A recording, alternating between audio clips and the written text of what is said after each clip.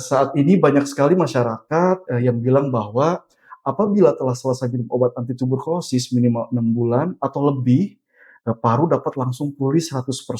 Tersebut benar atau tidak, Jadi, Dok, ya? memang jika kita sudah pastikan pada bulan ke-5 atau akhir pengobatan OAT, kemudian diperiksakan pemeriksaan bakteriologis, yaitu pemeriksaan sputum, basil tahan asam atau BTA. Jika menunjukkan hasil negatif, maka pasien bisa dinyatakan Apakah penyintas tuberkulosis, paru masih bisa menularkan, Dok? kalau sudah diperiksakan seperti yang tadi saya sampaikan, bakteriologis ya, berdasarkan pemeriksaan sputum basil tahan asam, kemudian negatif di akhir pengobatan, maka sudah tidak bisa menularkan. Tetapi bukan berarti tidak menularkan sama sekali. Setelah 2 pekan dengan pengobatan obat anti tuberkulosis.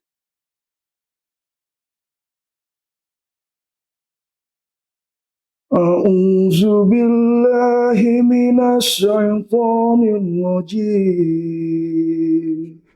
Bismillahirrahmanirrahim. Walaula fadlullahi alaikum wa rahmatuhu fid dunya wal akhirati lamasakum fima afattum fihi azabun nazim. Istaraqawnahu bi'alsinatikum wa taquluna bi'afwahikum ma laisa lakum bihi ilmu wa tahsabunahu hayyinan wa huwa indallahi azim. Allahumma arhamna bil Qur'an. Assalamualaikum, dokter. Waalaikumsalam, Dokter Dede. Dokter, gimana kabarnya hari ini, Dok? Alhamdulillah sehat. Alhamdulillah. Ya. Sepertinya ayat tadi relevan dengan kondisi sekarang ya. Banyak sekali berita palsu, berita hoax beredar di masyarakat, terutama media sosial. Ya, betul, Dok, saya perhatikan saat ini fenomenal media sosial ini banyak sekali informasi yang kurang ilmiah, Dok, ya. Masalah tentang pengobatan tuberkulosis, bahkan pasca tuberkulosis. Untuk saat ini, bila mana saya ingin diskusi dengan dokter perihal materi tersebut, apakah dokter bersedia? Boleh, silahkan. Ayo, ayo, ayo, ayo, ayo, ayo, ayo. Bismillahirrahmanirrahim. Assalamualaikum warahmatullahi wabarakatuh. Selamat datang di podcast FKUI Jakarta. Kali ini saya dengan Dr. Dede Hidayat. Hari ini kita akan membahas mengenai pasca tuberkulosis. Dan telah hadir bersama saya yaitu Dr. Laharsa Madison, spesialis paru. Beliau merupakan staf pengajar pulmonologi FKUI Jakarta dan merupakan staf di SUP Fatmawati. Sebelumnya saya ucapkan banyak terima kasih Dr. Laharsa yang sudah meluangkan waktunya di tengah kesibukan praktiknya, Dokter, ya. Dengan senang hati, Dokter Dede. Insya Allah hari ini kita akan membahas sisi lain dari tuberkulosis paru, Dokter, yaitu pasca tuberkulosis. Karena ternyata sembuh dari penyakit tersebut bukan berarti perjalanan penyakitnya berhenti di situ, ya, Dokter, ya. Ya. Kami di sini sudah menghimpun sejumlah pertanyaan, Dokter, yang banyak sekali dipertanyakan oleh masyarakat, Dok. Ada beberapa pertanyaan yang kita akan tanyakan ke dokter untuk mengedukasi masyarakat, Dokter. Ya, silakan. Oke, pertanyaan yang pertama, Dok. Saat ini banyak sekali masyarakat yang bilang bahwa apabila telah selesai minum obat anti tuberkulosis minimal 6 bulan atau lebih, paru dapat langsung pulih 100%. Tersebut benar atau tidak, Dok, ya? Ya, terima kasih Dokter Dede. Assalamualaikum warahmatullahi wabarakatuh. Waalaikumsalam. Ya, jadi memang banyak pendapat di masyarakat yang beredar tentang penyakit tuberkulosis ya, terutama pasca tuberkulosis ya. Pasca tuberkulosis adalah keadaan sesudah pasien selesai atau menyelesaikan pengobatan dengan obat anti TB atau OAT, kemudian ditemukan kondisi-kondisi gejala klinis tertentu yang mengganggu aktivitas kehidupan keseharian pasien. Ya. Jadi memang jika kita sudah pastikan pada bulan ke-5 atau akhir pengobatan OAT, kemudian diperiksakan pemeriksaan bakteriologis, yaitu pemeriksaan sputum, basil tahan asam atau BTA. Jika menunjukkan hasil negatif, maka pasien bisa dinyatakan sembuh. Tetapi ada juga yang tidak diperiksakan dan kemudian diselesaikan pengobatan OAT yang disebut dengan pengobatan lengkap. Pada kondisi dengan pengobatan lengkap ataupun yang sembuh, kemudian ternyata masih ada gejala, misalkan sesak, batuk berdahak, kemudian juga ada ketika aktivitas berjalan jauh, langsung terasa berat dan cepat lelah. Kondisi tersebut memang banyak ditemukan karena kuman TB yang sudah pergi tersebut sebelum meninggalkan saluran napas dan kantong udara, meninggalkan kerusakan yang bersifat permanen di saluran napas ataupun kantong udara. Ya. Jadi banyak yang merasakan gejala-gejala kok tidak sembuh seperti itu. Rasanya saya tidak enak, dada saya berat. Padahal sebenarnya sudah dinyatakan sembuh oleh dokter. Karena kerusakan tersebut bersifat permanen. Seperti itu, Dokter Dede. Jadi sembuh yang dimaksud adalah infeksi tuberkulosisnya sudah selesai. Tetapi kerusakan permanennya masih ada. Atau kecacatan yang bersifat permanen. Oke, baik. Terima kasih banyak dokter atas penjelasannya. Jadi bisa disimpulkan bahwa seorang yang sudah dinyatakan sembuh pengobatan lengkap dok ya, untuk paru bisa kembali secara fungsi 100% itu hal yang sulit dok ya, karena memang bersifat kerusakannya permanen bagian paru tersebut dokter. Tapi banyak juga yang tidak meninggalkan kerusakan permanen, banyak. Ya, memang ada banyak faktor yang mengakibatkan kerusakan permanen tadi. Oke, baik dokter. Terima kasih banyak dokter. Dok, kita lanjut ke pertanyaan yang kedua dok ya. Ini ada pertanyaan, apakah penyintas tuberkulosis paru masih bisa menularkan dok? Jadi seorang ini sudah melakukan pengobatan, apakah itu masih bisa menularkan atau tidak dokter? Silakan dokter. Ya, terima kasih. Kalau sudah diperiksakan seperti yang tadi saya sampaikan, diperiksakan bakteriologis ya berdasarkan pemeriksaan sputum basil tahan asam, kemudian negatif di akhir pengobatan, maka sudah tidak bisa menularkan. Tetapi memang sebelum akhir pengobatan, 2 pekan setelah mengonsumsi obat anti TB, kemampuan untuk menularkan atau mentransmisikan kuman Mycobacterium tuberculosis ke orang lain mengalami penurunan. Tetapi bukan berarti tidak menularkan sama sekali. Setelah 2 pekan dengan pengobatan obat anti tuberkulosis. Dengan catatan tidak boleh putus selama 2 pekan pengobatan anti tuberkulosis tersebut. Kira-kira demikian, dokter. Oke, baik. Jadi pada intinya dok, pada pasien yang sudah melakukan pengobatan secara lengkap dan tepat, ya harusnya tidak menginfeksi lagi dok ya, tidak menularkan lagi orang lain ya.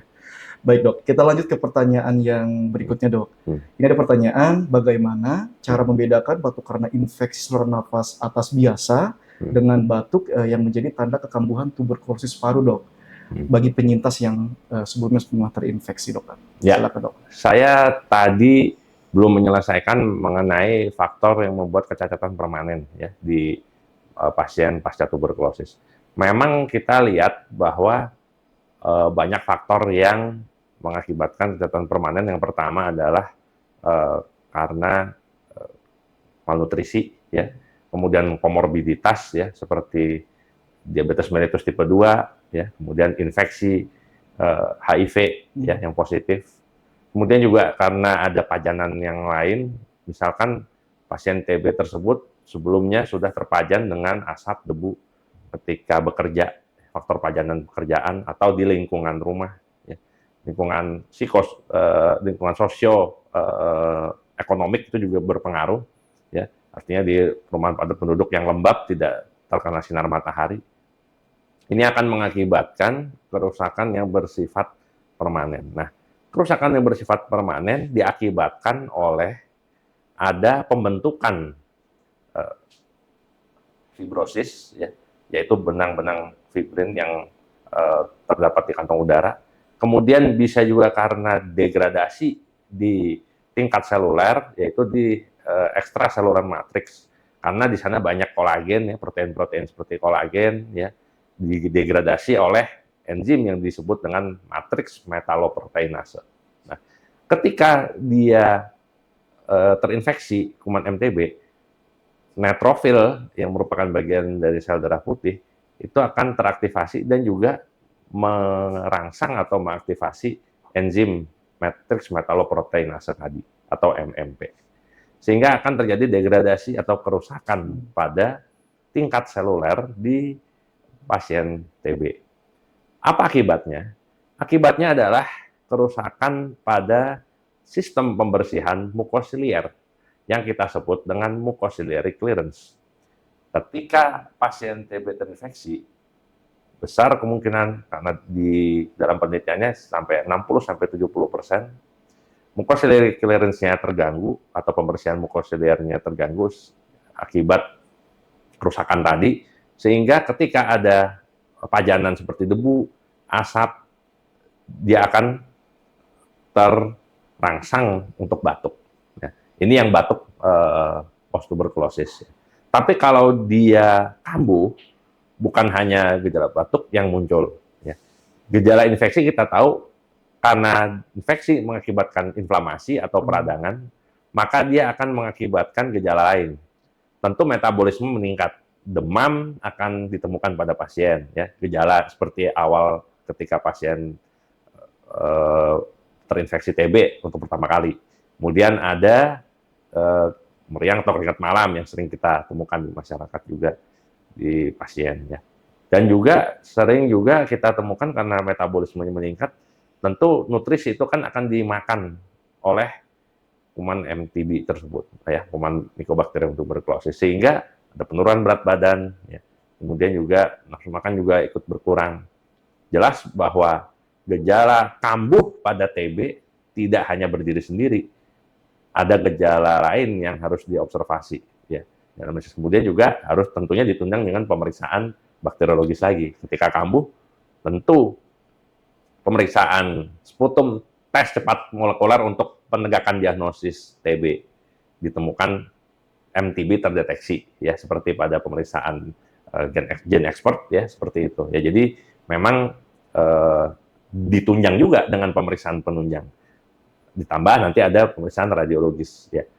Biasanya kita akan minta selain fototoraks X-ray, kita akan minta juga untuk dilakukan CT scan toraks. Ya.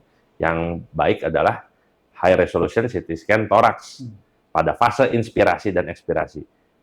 Karena ada gejala lain biasanya ketika kambuh, biasanya pasien-pasien itu kan juga akan mengalami penurunan fungsi paru. Nah, ini valv paru yang harus, tapi tidak boleh ketika sedang 2 pekan pengobatan. Nanti setelah 2 pekan pengobatan, bahkan kalau sudah ada hasil pemeriksaan basil tahan asam bulan kedua pengobatan OAT, itu lebih baik lagi, baru kita evaluasi dengan spirometri misalkan, ya, atau DLCO, ya, atau instrumen yang lain, misalkan uji jalan 6 menit. Tentu tidak berdiri sendiri batuk pada yang kambuh, ya. Kalau batuk yang post tuberkulosis, yang tadi pasca tuberkulosis, itu memang biasanya berdiri sendiri tanpa gejala ikutan yang lain. Ya. Kalau batuk biasa, biasanya dia harus dicari dulu penyebabnya apa. Kalau tadi bilang infeksi saluran pernapasan atas, biasanya batuk berdahak, ya. Tapi akut tiba-tiba, ya, ada gejala dalam 2 hari 3 hari langsung ditemukan ada demam. Tapi kan kalau TB tidak seperti itu karena dia bersifat kronik, jadi tentu banyak yang ditemukan setelah 2 minggu, 2 pekan pengobatan seperti itu. 2 pekan sebelum pengobatan ya. Kemudian juga cari lagi etiologi atau penyebab yang lain. Batuk karena misalkan pajanan debu, kemudian tersensitisasi alergi ya. Kemudian batuk karena virus, karena tadi infeksi ya, pada faring ya, faringitis ya. Kemudian yang kita sering lihat sekarang bronkitis akut ya, itu juga beda batuknya ya, dan biasanya dia gejalanya akut, jadi ditemukan tiba-tiba, ada sesak juga kadang-kadang seperti itu. Demikian Dr. Dede. Baik, terima kasih Dr. Laharsa atas penjelasannya, sangat lengkap, detail sekali nih dokter, nih sangat mengedukasi masyarakat dokter ya. Dokter, kita lanjut ke pertanyaan berikutnya dok. Ada pertanyaan dok, bagi penyintas pasien pasca tuberkulosis kira-kira olahraga apa aja dok yang bisa Nah, direkomendasikan dok untuk pasien ya, tersebut? baik. Saya sambung lagi, tadi ada pemeriksaan faal paru atau pemeriksaan fungsi paru. Bergantung kepada kemampuan pasien. Ketika sudah selesai pengobatan, kemudian pasien terbatas aktivitasnya, tadi selain kita periksa spirometri, kemudian bisa diuji jalan 6 menit, kemudian ada juga kuesioner namanya St. John's Research Questionnaire untuk melihat aktivitas keseharian pasien sehingga kita bisa menilai kualitas hidup pasien. Kemudian juga DLCO tadi ya, menilai kapasitas difusi parunya pasien. Kemudian kalau dia ternyata ditemukan gejala yang mengarah pada komplikasi ke kardiovaskular, bisa juga kita periksakan yang disebut dengan CPET ya, Cardio Pulmonary Exercise Test ya, atau CPX ya, seperti itu. Apa target yang harus dicapai? Pasien yang sudah tuberkulosis kemudian dinyatakan sembuh, dia harus dinilai ambilan oksigen maksimalnya. Kita mengenalnya istilahnya dengan VO2 max. Ya. VO2 max ini berapa ambilan yang bisa dicapai oleh pasien ketika masuk ke kantong darah seperti itu. Nah, tapi yang memengaruhi salah satunya adalah denyut jantung. Ya, denyut jantung itu juga ada formulanya sendiri sehingga dihitung nanti. Nah, kalau kita sudah dapat VO2 max-nya, barulah kita bisa mendapatkan yang disebut dengan metabolic equivalent, ya, match ya disebut itu. Nanti keluar nilai-nilainya. Kalau dia rendah, ya antara 1 atau 2 bisa dia jalan santai seperti itu, atau berenang jarak pendek. Tapi kalau dia di atas 10 bisa ya, 4-6. Nah itu bisa kita minta untuk pasiennya olahraga aerobik seperti itu ya. Memang tergantung kemampuan. Ada juga yang post tuberkulosis karena tidak ada kecacatan permanen, dia bisa lari 5 kilo, bahkan ada yang 10 kilo ya. Tapi kalau maraton, kalau ada kecacatan saya lihat sih belum ada sepertinya sampai sekarang ya. Tergantung olahraga ini direkomendasikan tadi, jadi lewat pemeriksaan faal paru, kemudian dinilai VO2 max-nya dan juga metabolic equivalent seperti itu. Oke dokter, berarti secara kesimpulan untuk seseorang yang sudah mengalami pasca tuberkulosis ini, idealnya harus ada pemeriksaan fungsi paru dok ya, untuk menentukan jenis olahraga yang disesuaikan dengan kapasitas paru dokter ya. Iya, karena kenapa? Kita melihat bahwa orang yang post tuberkulosis atau pasca tuberkulosis ya, bahasa Indonesianya, ini bukan hanya obstruksi yang ditemukan, bisa jadi restriksi. Ya. Kalau kita lihat di konsensus yang dibuat di Afrika Selatan di April tahun 2023, di sana ada konsensus tentang pasca tuberkulosis. Ya. Kan level kelainan atau kecacatan bisa di beberapa lokasi, bisa di level saluran napas, ya. Itulah yang kita sering ketemukan adalah bronkiektasis pada pasca tuberkulosis. Kemudian ada yang di level kantong udara, kita ketemukan tadi fibrosis ya, karena benang-benang fibrin itu. Nah, bronkiektasis dan fibrosis tidak hanya kalau bronkiektasis bisa ditemukan juga restriksi di sana, tapi kebanyakan obstruksi. Tapi pada orang yang ada bronkiektasis karena bekas TB ada juga ketemu di hasil pemeriksaan faal parunya restriksi seperti itu ketika dilakukan spirometri. Kapasitas vital paksanya di bawah 80%. Bronkiektasis juga seperti itu, tapi dia lebih dominan karena bronkiektasis ini di ekspirasi masalahnya. Jadi penurunan volume ekspirasi paksa detik pertama berbanding dengan kapasitas vital paksanya kurang dari 75%. Dan di terminologinya GOLD 2026 ya, untuk panduan PPOK ya, Global Initiative Chronic Lung Disease ya, ada yang disebut dengan PPOK berkaitan dengan TB ya. PPOK berkaitan dengan TB tentu kriterianya volume ekspirasi paksa detik pertama berbanding kapasitas vital paksanya kurang dari 70%. Bisa saja memang kalau kita temukan seperti itu, kita harus melakukan tata laksana sesuai dengan kondisi klinis pasien. Kalau kita diagnosis PPOK pasca TB, pasca tuberkulosis, berarti kita harus melakukan tata laksana PPOK sesuai algoritma, seperti itu. Nah, kemudian ada yang di tingkat alveoli. Nah, di alveoli ini biasanya pasien kemampuan untuk mengembangkan parunya bermasalah. Kadang-kadang kolaps. Itu yang kita sebut dengan atraktasis. Biasanya restriksi kapasitas vital, maksanya berkurang tentu. Kemudian juga di level interstisial tadi fibrosis ini ya, benang-benang fibrin yang saya sampaikan. Nah, biasanya kalau sudah fibrosis kita juga lakukan DLCO ya. Kapasitas difusinya harus diukur ya. Apakah bisa menembus oksigen tersebut ya, sehingga bisa didistribusikan lewat kapiler di alveoli. Ya. Apakah kurang ya, seperti itu. Nanti ada kriterianya ya, persentasenya. Kemudian ada juga masalah di level pleura. Kita tahu di pleura, di pembungkus ya selaput paru tersebut banyak sekali pasien TB kan yang sebelumnya efusi pleura ya. Oh, iya dong. Kemudian dia diambil cairan pleura tersebut melalui fungsi atau torakosentesis.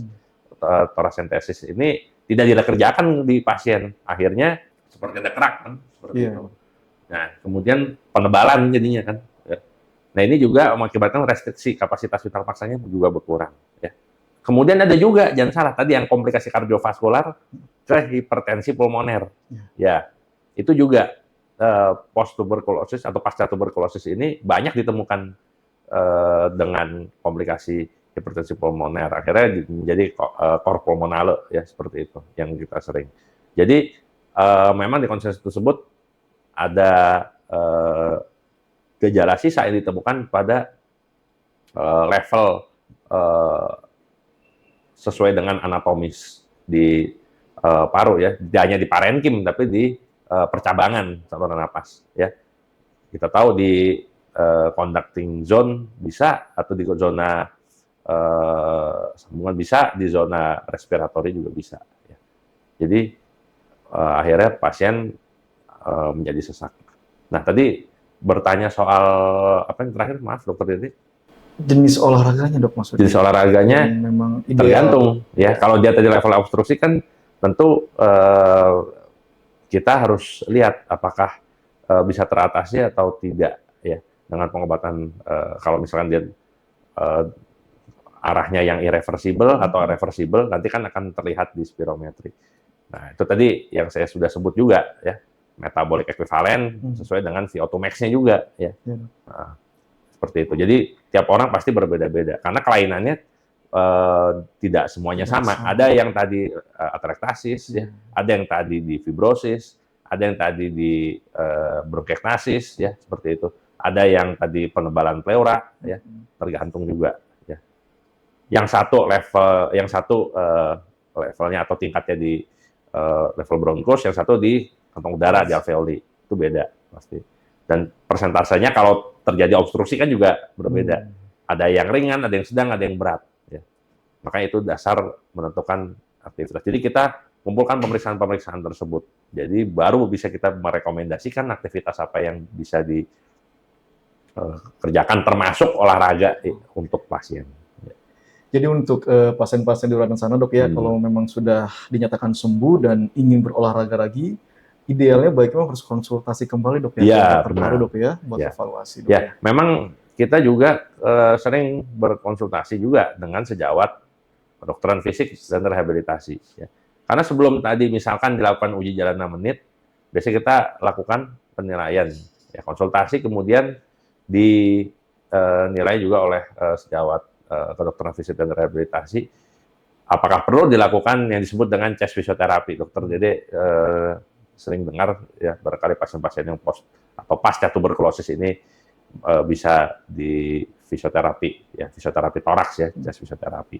Kemudian nanti akan dilakukan penilaian tadi, asesmen yang sudah saya sampaikan. seperti itu. Baru nanti bisa direkomendasikan aktivitas dan olahraga.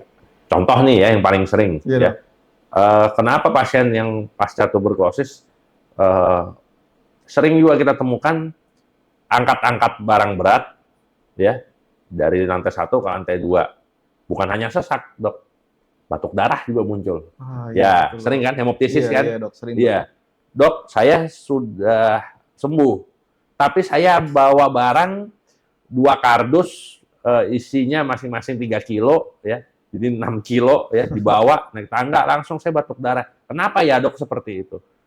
Ya. Banyak memang. Jangan-jangan kita lihat dia ada kelainan di mana di bronkus misalkan.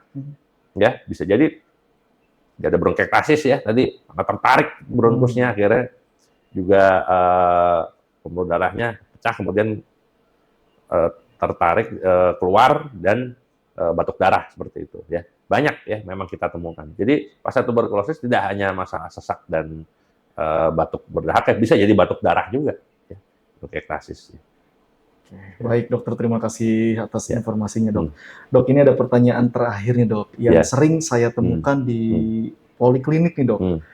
Ada pasien penyintas pasca tuberkulosis kadang merasa bingung, Dok.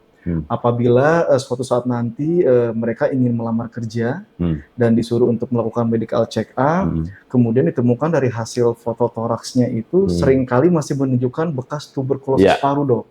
Nah, itu bagaimana cara menjelaskan ke pihak perusahaan bahwa itu adalah luka lama dan bukan infeksi yang sedang berlangsung saat itu? Istilahnya luka lama ya. Iya, luka lama, Dok. Luka lama bersemi kembali. Ya. Oke, baik. Jadi kalau pasien-pasien yang pasca tuberkulosis ini kan ketika dilakukan pemeriksaan rutin ya atau medical check up 6 bulan sekali, biasanya kan diminta untuk foto toraks ya di radiologi. Iya, betul, Dok. Nah, kemudian ada kelainan, tapi pasiennya akan dinilai lagi oleh dokter perusahaan tersebut atau klinik yang bekerja sama dengan perusahaan asal tempat kerja pasien. Ya. Iya, betul. Nah, biasanya kalau ditemukan gambaran radiologi seperti itu, kemudian gejala klinisnya tidak sesuai, dokter perusahaan atau klinik yang bekerja sama dengan perusahaan tersebut biasanya mengonsultasikan kepada dokter paru. Kita sesama sejawat dokter paru sering mendapatkan konsultasi seperti itu. Jadi dikonsulkan kepada kita, gejalanya ternyata tidak ada sama sekali, kemudian foto toraksnya ternyata ada kelainan ya, ada misalkan fibrosis ya, paling sering fibrosis nih, fibrosis ya. Ini pasiennya nggak bergejala. Nah, ini saya menerangkan dulu apa yang disebut dengan fibrosis tadi yang ada benang-benang fibrin. Jadi fibrosis sebenarnya adalah penebalan. Ya. Penebalan bisa di level interstisial tadi ya, yang berbatasan dengan dinding alveoli ya. Nah, ini kalau ada penebalan, ada yang menyebabkan sesak, ada yang tidak ya. Karena ini kecacatan permanen, maka di evaluasi ketika dilakukan pemeriksaan fototorak ketemu ada fibrosis. Dianggapnya ini akan mengganggu karyawan tersebut atau pekerja tersebut sehingga dikhawatirkan akan menurunkan produktivitas kerja dari perusahaan ya atau instansi tersebut. Tapi kalau kita sudah lakukan assessment atau pemeriksaan dan kemudian kita juga berhak untuk melakukan pemeriksaan uji faal paru ya pada pasien yang tadi dikonsulkan, ketika hasilnya normal, dia bisa kita rekomendasikan untuk bekerja kembali. Ya, tentu memang kita juga ada koordinasi. Biasanya dokter perusahaan ini juga selain mengonsulkan ke dokter paru, biasanya hasil rekomendasi dokter paru ini diterjemahkan lagi oleh sejawat dokter spesialis okupasi kerja. Ya, dari sana akan keluar rekomendasi biasanya. Ya. Tapi kalau di pulmonologi dan kedokteran respirasi ada juga divisi paru kerja dan lingkungan. Ini juga merekomendasikan untuk pasien apakah bisa bekerja kembali, layak bekerja, atau yang kita sering disodorkan di formulir tulisannya fit to work. Ya. ya layak bekerja kembali atau tidak, atau unfit to work, atau tidak layak bekerja kembali. Oke, baik dokter. Terima kasih dokter. Ya. Jadi memang idealnya harus konsultasi kembali dok ya ke dokter Ya. paru untuk di asesmen ulang bahwa apakah layak atau tidak untuk Ya. bekerja dan di kolaborasi dengan dokter operasi dokter ya Ya. ke depannya. Baik.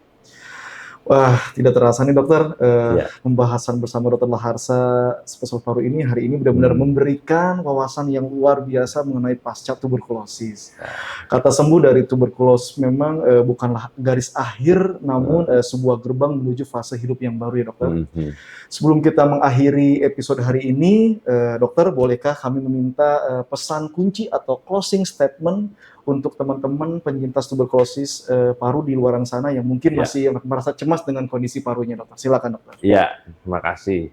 Jadi kepada teman-teman sekalian ya yang sudah pernah kena TB ya dan sudah dinyatakan sembuh ya, jangan khawatir.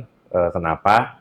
Karena dokter paru hadir untuk tata laksana ya, konsultasi ya jika ada masalah ya teman-teman ya.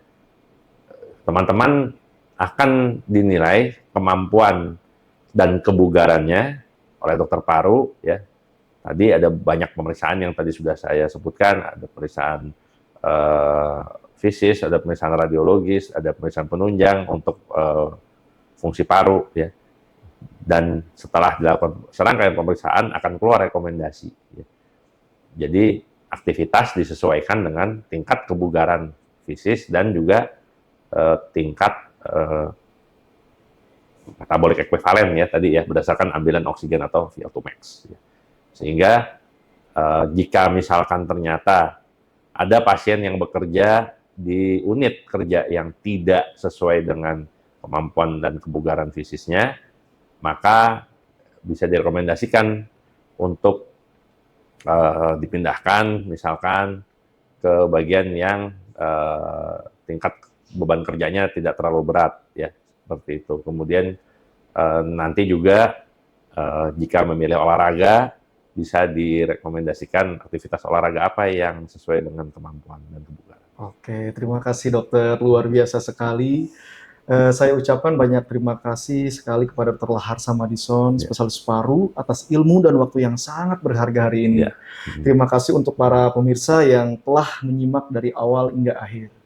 Saya, Dr. Dede Hidayat, pamit undur diri. Mari terus hargai setiap tarikan nafas kita. Sampai jumpa di episode selanjutnya. Salam sehat.